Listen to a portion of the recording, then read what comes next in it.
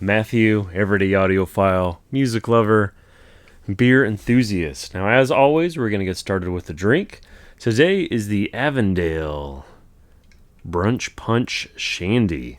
I don't drink these often, but for a nice summer day as we've had today, the last few days really, a shandy's perfect. Low alcohol, some nice lemonade. You can't really go wrong there. While it's maybe not my preferred style of beer on most days, for the pool, it's definitely a favorite. And that's interesting. Maybe not my favorite shandy. I think I prefer the Shiner shandy if I had to choose one to just drink at a pool, but this is definitely nice. So, it's been a busy weekend. As I alluded to in my last video, or maybe it was the one before that, I had an audio meet at my house. So over the course of about 5 to 6 hours, there were 14 people here. And in this tiny room, we had to take out the couch. And somehow we got enough space for 7 people to fit. It was cramped. But 7 people at a time to listen to these wonderful Pure Art Fi LS6 speakers before I give them back to the manufacturer, Norman Tracy. And really what I was aiming for was not just to share the system as I've built it, because most of these components I've tailored to my tastes over the last decade, but I also just wanted to share the joy that I've had with these speakers with everyone else. And the feedback that I got was tremendous. I mean, it ranged from, some slight issues with the speakers that people had. If you recall in my video, I did note a slight rise in that 6 to 8K region, and you could hear it. In certain tracks where you had a lot of cymbal or just a pronounced sibilance that was already present in the track, you could hear it. It wasn't annoying by any means, but it was definitely there. But really, aside from that one small flaw, the most common thing that I heard, and I agree with personally, is that there's such an incredible layering of music front to back that you can forgive the small room left to right and just sit here and enjoy music and wonder why you would need to spend more money than what you're getting out of these speakers. Yes, at the asking price of 14 grand with the stand, it's a lot of money, but I'm thoroughly convinced, not only after having just listened it to myself, but being able to share that with other people, that these, I think, can be considered an in-game speaker in that small to medium-sized room. I'm still unsure about how they would perform in a large, let's say, 20 to 30-foot room. And that's just because there's only so much you can do with a 6-inch driver. Still, it's always a pleasure seeing everybody in the group and getting to not just talk about music and the system that's here, but talk about what everyone else is doing with their systems. One of the things that surprised me the most, one of the members in our group, he has a pair of ATC speakers, and last time we were there to fix the issues in his room, he was using DSP, and these were mainly related to some modes that he had in the room. Since then, he's gotten rid of the DSP and replaced it with a rhythmic 18-inch sub. And to me, this was the most kind of mind-blowing thing, because he sang praises of the DSP when we were there last, but for him to throw it away for something that he thinks is better, oh man, I gotta go and hear that system again soon.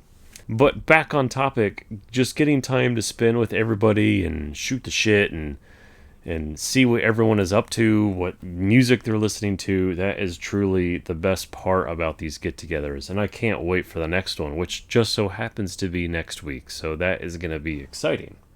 The second thing that I really wanted to talk about is to do a small unboxing of, it's kind of heavy, a new Switch that I have in. So, I am a bit mixed on Switches. As you know, I've been testing out streamers, so I've been working with Gen 2 Player. Right now I have Audio Linux loaded up, and that has caused me to believe that there are differences in these operating systems, something that I didn't think was possible a month and a half ago. Well, The next natural progression, based on all of the reading that I've done, is that surely network switches don't make a difference, right? That's where I'm at. So instead of starting from the bottom, I have gone with the top that LHY offers. This is the SW-10 Pro. Now let's go ahead and give this an opening. As you can see, it is a pretty big box, so we're going to flip this open. And at the very top of this, we get an Allen deviation. Now, the easiest way to think of this is a test of the stability of the clock that's inside of this. Now, in the online specifications for this switch, they say that it is better than 110 decibels, so minus 110, at 10 megahertz. And if we look at it here, it's minus 114.9. So it does hold true to that claim. We're just going to set this to the side really quick. It also comes with an extra Ethernet cable. Those are always useful to have around. That one doesn't look like it's anything special. Inside of this extra box here, we have a power cable. Yeah, power cable. Always good to have. And then, oh, this is beautiful. So I'm going to flip this up. It is wonderfully packaged. This is a really nice bag that it's inside of. Sturdy foam. Let's take that out. If this was smaller and lighter, it would be far easier to move around, but that is not the case. Let's take the box off to the side.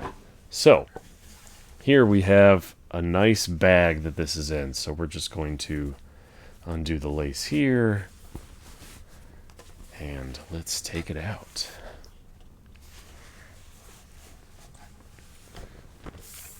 This is a really smooth touch metal. I really like the way that this looks. On the top, you can see the Vinshine Audio logo, since this is a collaboration with LHY and Vinshine Audio. And on the front, it looks like there's a LED that says that it's on. There is the model number right here, and then on the back. This is really, really quite nice. I've never had one of these before, so it's not like I'm going from an already established brand to this. What I've been using is a Netgear 5-port switch with a linear power supply, and that's just been my solution for the last 3 or 4 years. So this is going to be the first. If there is a difference, the goal here was to make it as obvious as possible so I could tell what was happening, and then we can take a step back at cheaper products and see what the difference is between something like this and then that new product and then the Netgear switch that I have here. But looking at the back, obviously we have our power. We have two 10 megahertz outputs, so this does have a master clock in the inside. And the whole purpose that they've designed this as this all-in-one switch is that this is not only your switch where you have your data zone and your audio zone here with either Ethernet or SFP, that's 1 gig, not 10 gig, but the master clock clocks the network side, and on the output you can have it clock your streamer or your DAC. Anything that you want in that digital chain, and that's what I intend to look at here. One of the nice things, and this is such a small touch, is they do put those little rubber covers on these Ethernet ports, and I just love that small detail that they have here. But overall, I'm going to get this plugged in. I'm going to let you all know my thoughts in the coming weeks as I get used to this and as I let it burn in. One last thing about it. So we do have the data side here and the audio side. They are separated by an optical SFP. So in essence, the goal is that any data on the network that's going to your streamer has optical isolation. And that's what I hear is the biggest improvement that you can make through the streaming part of your system. And so since this does that, I should be able to hear it and confirm it. And yeah, I will let y'all know what I think.